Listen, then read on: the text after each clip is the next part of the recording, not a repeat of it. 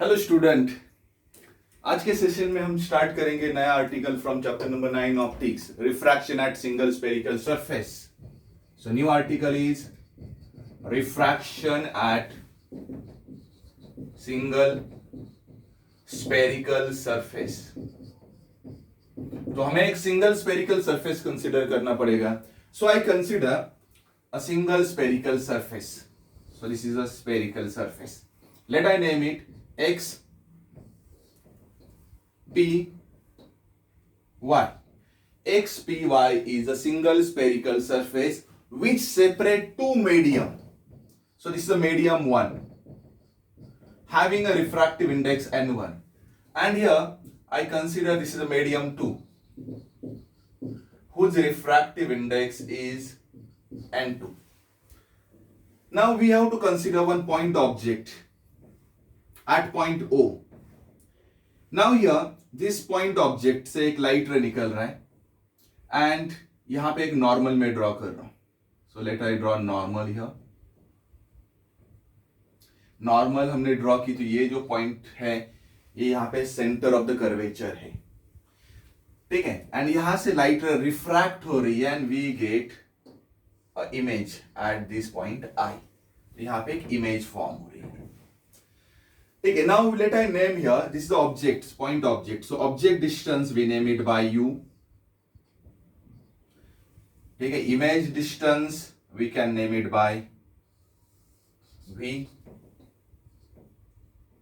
And this is centre of curvature. Centre of curvature and ये जो पोल है उसका जो डिस्टेंस है ये रहेगा radius of curvature.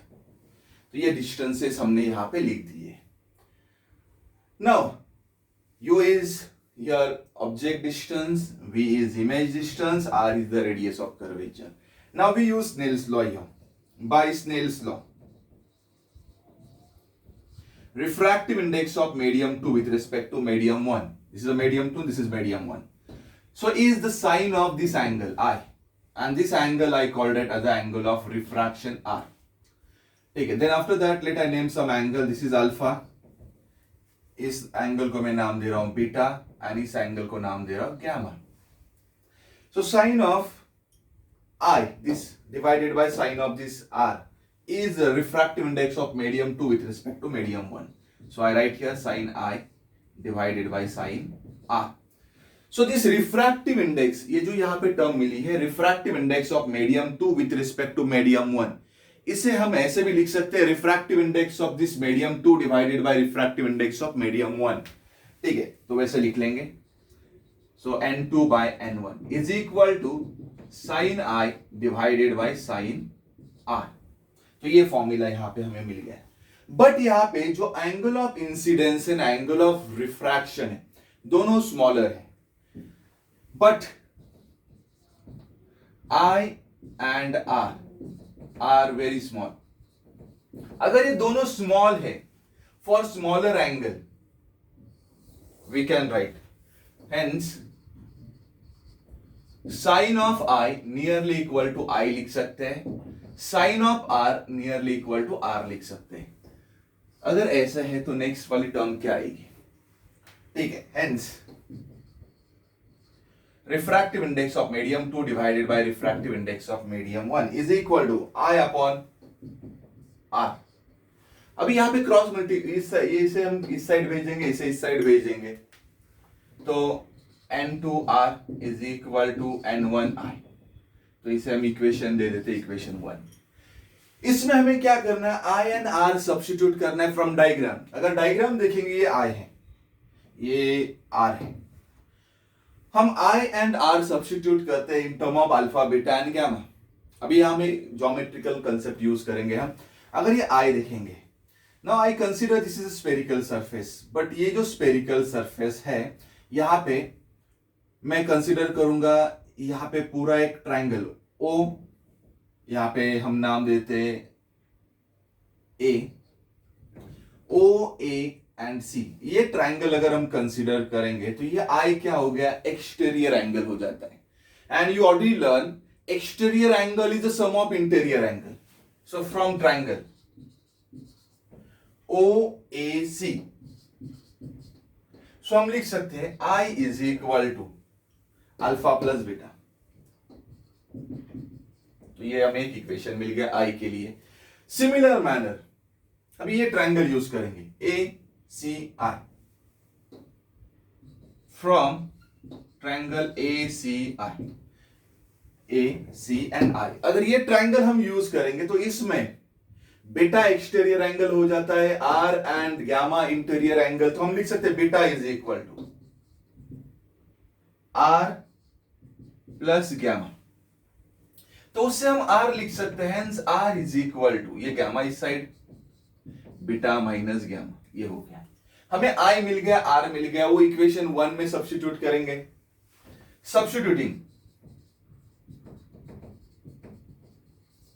I and r in 1, तो हमें क्या मिलता है N2 as it is, R की जगह beta minus gamma is equal to N1 as it is, I की जगह alpha plus beta.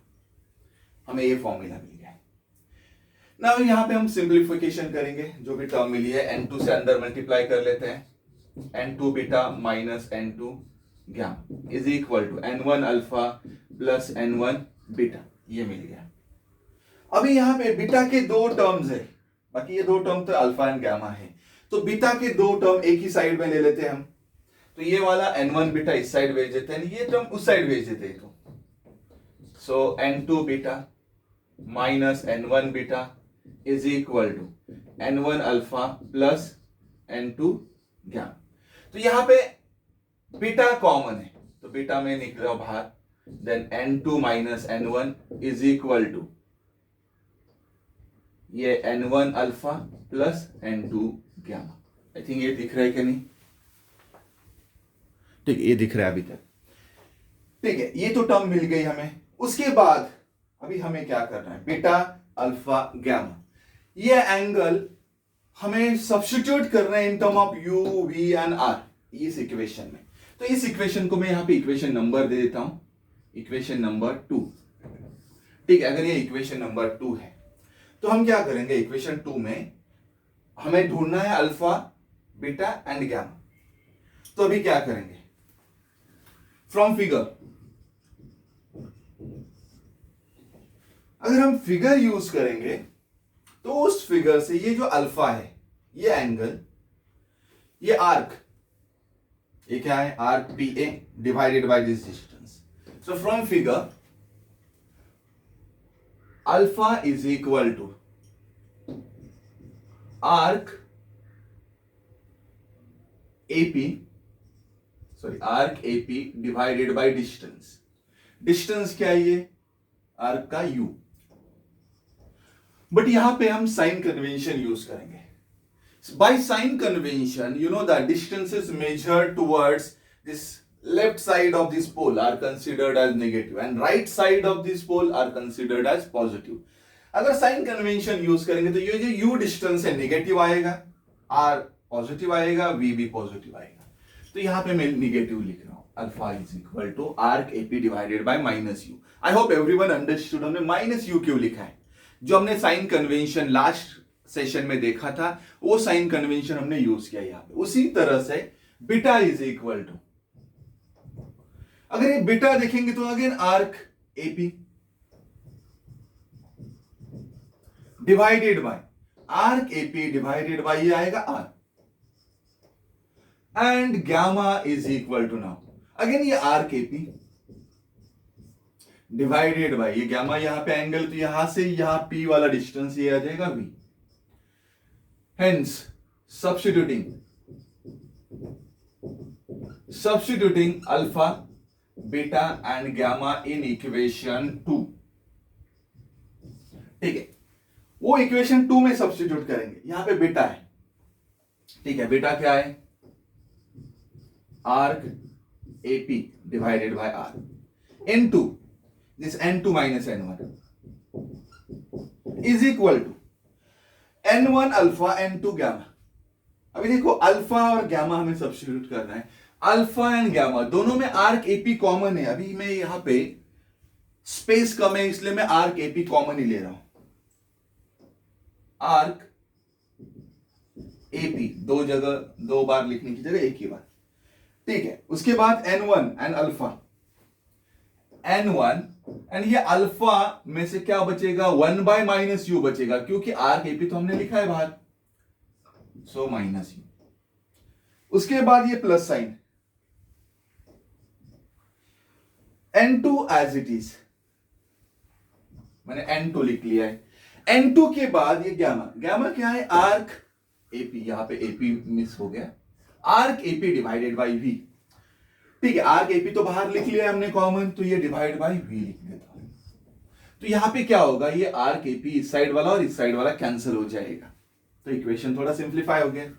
So then we get N2 minus N1 by R is equal to, so minus N1 by U plus N2 by V। इसी equation को मैं सिर्फ थोड़ा सा rearrange करके लिखूंगा, हमें फाइनल एक्सप्रेशन मिल जाएगा। So N2 minus N1 divided by R is equal to N2 by V minus N1 by U, and this is expression, final expression।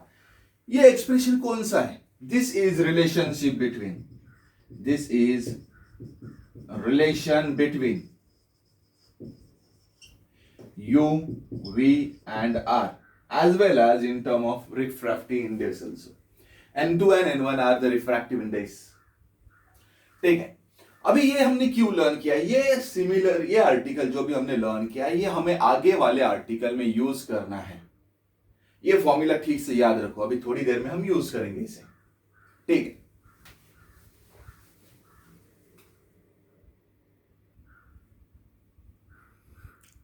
If someone want to note down this derivation, you can note down it।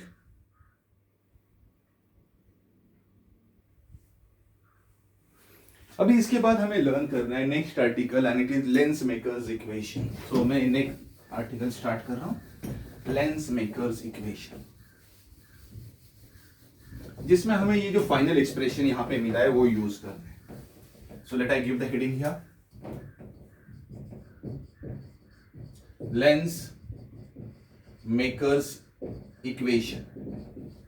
आप different power के lenses use कर रहे हैं, जो भी spectacles we wear, they having a different power, जैसे individual की need है उस हिसाब से लेंसेज बनाए जाते हैं। जो लेंस मेकर जो लेंस बनाता है वो कौन सा इक्वेशन यूज करता है, that equation we have to obtain, means we have to obtain equation for power of the lens. Power of lens सबको मालूम है, reciprocal of focal length in meter is the power of lens. तो यहां पे अभी हम consider करेंगे, ठीक, एक लेंस है, so this is the lens.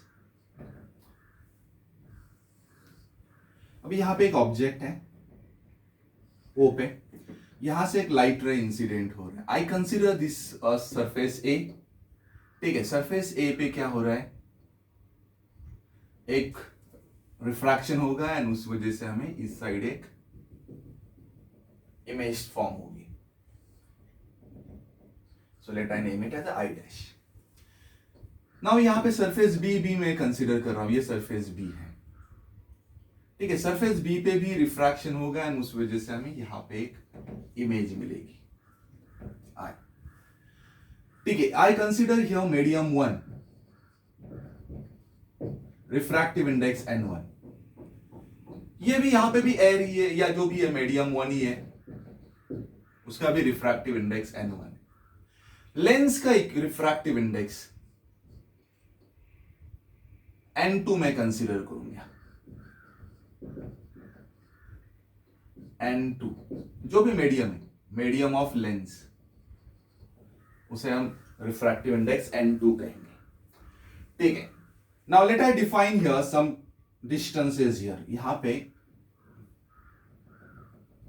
ये सेंटर है, ऑप्टिकल सेंटर, ये जो डिस्टेंस रहेगा हम ऑब्जेक्ट डिस्टेंस U से दिखाते हैं।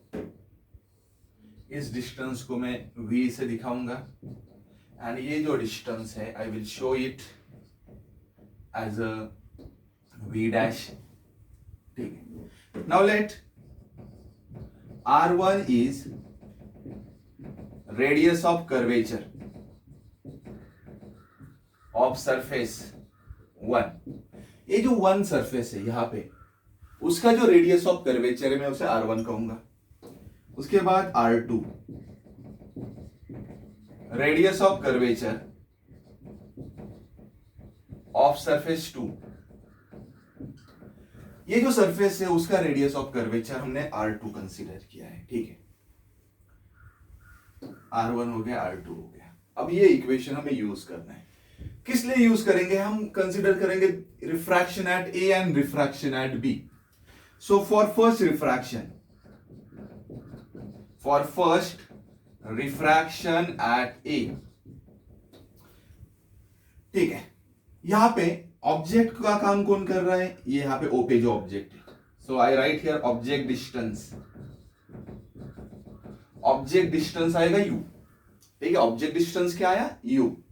उसके बाद यहां पे इमेज फॉर्म हो रही है, जो फर्स्ट रिफ्रैक्शन हो रहा है उसकी वजह से I डैश पे इमेज हो रही फॉर्म, तो इमेज डिस्टेंस आएगा V डैश। इमेज डिस्टेंस आएगा V डैश, ठीक है। इमेज डिस्टेंस यहां पे आ गया, and radius of curvature of this surface 1 is R1, ठीक है।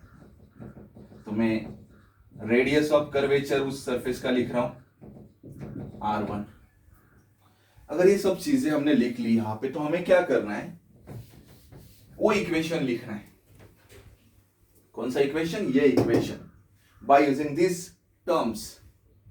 अब देखो इक्वेशन कैसे लिखेंगे? N2 minus N1। N2 का मतलब है refractive index of the second medium, N1 यानी फर्स्ट मीडियम, R यानी रेडियस ऑफ कर्वेचर, ठीक है। V यानी इमेज डिस्टेंस, U यानी ऑब्जेक्ट डिस्टेंस। अगर वो यूज करेंगे तो क्या मिलता है देखते हैं, ठीक है। मैं यहां पे लिख लेता हूं,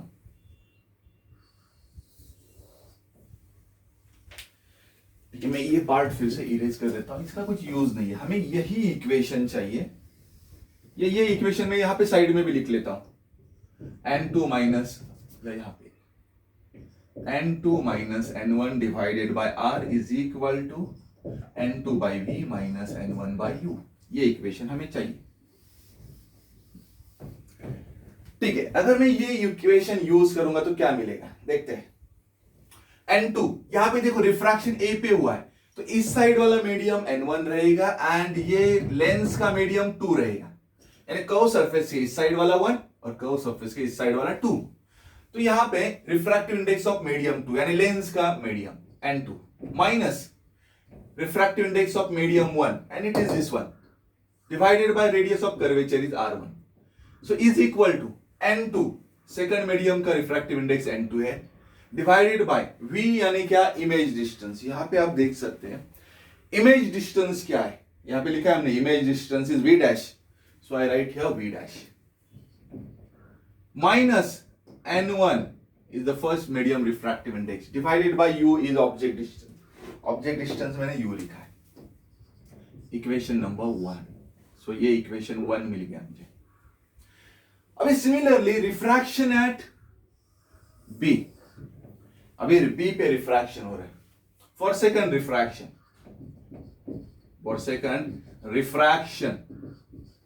क्या आएगा? Object distance. अभी यहां पे ध्यान दो, for second refraction the image form at I dash, यहां पे जो इमेज फॉर्म हुई है, this image act as a virtual object. Actually ये तो ऑब्जेक्ट नहीं है, but act as a virtual object and due to that we get image eight I। सो यहां पे मैं लिख रहा हूं for second refraction the image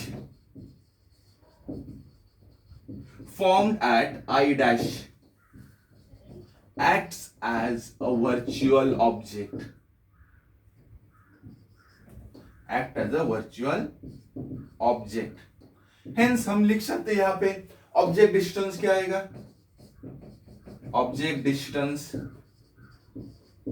ये आएगा V डैश, यहां पे वर्चुअल ऑब्जेक्ट है तो V डैश ऑब्जेक्ट डिस्टेंस हो गया। समझ में आ रहा है? ये ऑब्जेक्ट डिस्टेंस V डैश क्यों लिखा है? क्योंकि ये जो यहां पे इमेज है, this is acting as a virtual object and उसकी वजह से हमें इमेज मिल रही है यहां पे I पे, तो इमेज डिस्टेंस आ गया, इमेज डिस्टेंस आ गया V, ठीक है। उसके बाद radius of the curvature, radius of curvature second curve surface है तो रेडियस ऑफ कर्वेचर में R2 लिख रहा हूं, ठीक है, ये हो गया रेडियस ऑफ कर्वेचर। उसके बाद ये फॉर्मूला हमें यूज करना है एंड इक्वेशन नंबर 2 लिखना है। अभी यहां पे ध्यान दो, फॉर बी रिफ्रैक्शन जो इस साइड हो रहा है बी पे, तो ये जो इस साइड मीडियम है कर्व सरफेस के वो मीडियम 1 एंड उस साइड वाला मीडियम 2। तो मीडियम 1 कौन सा है, यहां पे देखो मीडियम 1 ये है, मीडियम 2 ये है, तो इसका रिफ्रैक्टिव इंडेक्स n2 है, इसका n1 है। 1 का रिफ्रैक्टिव इंडेक्स n2 एंड 2 का n1, तो वो यूज करेंगे। n2 मीडियम 2 यानी n1। यहां पे देखो मीडियम 2 ये है, मीडियम 1 ये है, कर्व सरफेस के इस साइड वाला 1, इस साइड वाला 2।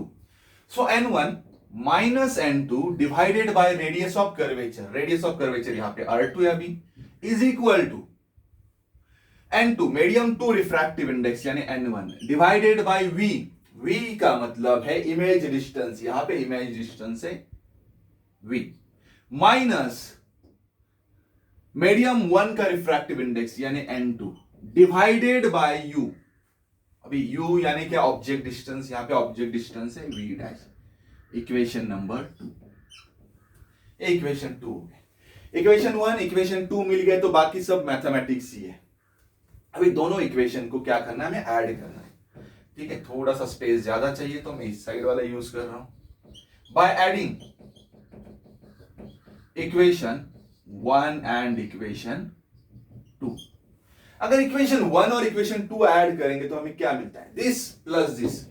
तो मैं यहां पे लिख रहा हूं n2 माइनस n1, ठीक है, n2 minus n1 divided bye क्या आएगा r1, प्लस ये side n1 minus n2 divided by r2 is equal to this plus this. अभी थोड़ा सा हमें स्पेस मैनेजमेंट यहां पे करना पड़ेगा, n2 by v dash minus n1 by u plus n1 by v, थोड़ा सा इस साइड वाला यूज कर लेता हूं, minus n2 by v dash. ये हो गया। अभी यहां पे आप देखेंगे n2 by v dash and minus n2 by v dash, ये कैंसिल हो जाएगा। ठीक है, ये तो दोनों तो कैंसिल हो गए। उसके बाद नेक्स्ट वाला इक्वेशन में लिख रहा हूं यहां पे n2 minus n1 bye r1। अभी इसे n1 माइनस n2 में n2 माइनस n1 लिखूंगा तो माइनस साइड में कॉमन ले लेता हूं, तो n2 minus n1 divided by r2 is equal to minus n1 by u plus n1 by v। तो ये इक्वेशन मिल गया। अभी हमें इस इक्वेशन का कुछ यूज नहीं है तो मैं इरेज कर रहा हूं इसे। अभी हमें क्या करना है, यहां से n2 माइनस n1 कॉमन ले लेते हैं, तो n2 माइनस n1 कॉमन लेने के बाद क्या मिलता है, 1 by r1 minus 1 by r2। हमें यहां पे मिला 1 by r1 minus 1 by r2 is equal to, यहां से भी हम n1 कॉमन ले सकते हैं, सो n1 में कॉमन ले रहा हूं तो ब्रैकेट में बच जाता है minus 1 by u plus 1 by v। तो minus 1 by u plus 1 by v मिल गया। ठीक है, ये n1 इस साइड भेज दे देते हैं तो क्या मिलेगा, n2 minus n1 by n1, ये तो एज इट इज है 1 by r1 minus 1 by r2। सिर्फ इसे मैं उल्टा लिख देता हूं 1 by v minus 1 by u, minus जो वाली टर्म है वो बाद में लिखिए, बाकी कुछ चेंज नहीं किया। या इसे ऐसे भी लिख सकते हैं 1 by v minus 1 by u is equal to n2 minus n1 by n1 in a bracket 1 by r1 minus 1 by r2, ये मिल गया। अभी यहां पे हम एक कंसेप्ट यूज करेंगे, if object is placed at infinity तो इमेज कहां पे फॉर्म होगी, आपने 10th स्टैंडर्ड में ऑलरेडी लर्न किया था। ऑब्जेक्ट का प्लेस अगर इंफिनिटी पे है तो लेंस इमेज किस डिस्टेंस पे फॉर्म करेंगी, तो वो है फोकल लेंथ पे। तो यहां पे मैं यूज कर रहा हूं if object is at infinity, means if u is equal to infinity then image is formed at focal length। तो इमेज डिस्टेंस हो गया focal length. If object distance infinity है तो इमेज फॉर्म हो रहा है फोकल लेंथ पे। Hence अगर ये यूज करूंगा मैं यहां पे तो क्या मिलेगा, सो 1 बाय v की जगह f माइनस 1/u की जगह इंफिनिटी इज इक्वल टू ये n2 minus n1 divided by n1। इस साइड तो कुछ चेंज नहीं होने वाला है, तो ये मिल गया। So anything divided by infinity is coming zero, तो ये जीरो आ जाएगा। तो इसका मतलब हमें एक टर्म मिल गई 1/f is equal to n2 minus n1 divided by n1 in a bracket 1/r1 minus 1/r2, and this is called as Lensmaker's equation. This is Lensmaker's equation. ठीक है, ये Lensmaker's equation हो गया 1/f। अभी मैंने यहां पे कंसीडर किया था मीडियम 1 एंड लेंस का जो मीडियम है मीडियम 2। अगर ये लेंस एयर में है, if the lens is in air, तो हम इक्वेशन कैसे लिख सकते हैं? If lens is in air, it means that ये जो मीडियम 1 है इस साइड वाला, ये तो एयर हो जाएगा, देन n1 क्या हो जाएगा? 1। एयर का रिफ्रैक्टिव इंडेक्स 1 होता है, तो n1 का वैल्यू 1 डाल दो तो इक्वेशन मिल जाएगा। So 1/f is equal to n minus 1। अभी मैं जो भी लेंस है उसके रिफ्रैक्टिव इंडेक्स को n2 नहीं कहूंगा, n ही कह देता हूं। n is the refractive index of the lens, n minus 1, 1/r1 minus 1/r2. And this is expression for Lensmaker's equation when the lens is in air and the refractive index of the lens is n. ठीक है, ये हो गया Lensmaker's equation। But यहां पे अगर lens किसी भी मीडियम में प्लेस की गई है तो आप ये इक्वेशन यूज कर सकते to find out the power of the lens or reciprocal of the focal length of the lens। अगर ये दो इक्वेशन हम इक्वेट करते हैं, अगर मैं यहाँ पे इक्वेशन 2 तो नाम दिया है, यहाँ पे मैं क्या कर लेता हूं, इक्वेशन इसे नाम देता हूं 3।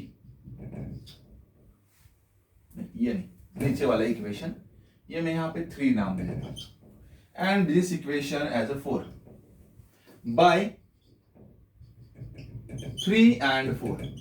3 कौन सा? ये इक्वेशन, एंड ये क्या है? 4। अगर दोनों को देखेंगे तो एक साइड जो राइट हैंड साइड है दोनों की सेम है, तो हमें क्या मिल जाएगा? 1/f का फॉर्मूला मिलेगा। 1/f is 1/v minus 1/u।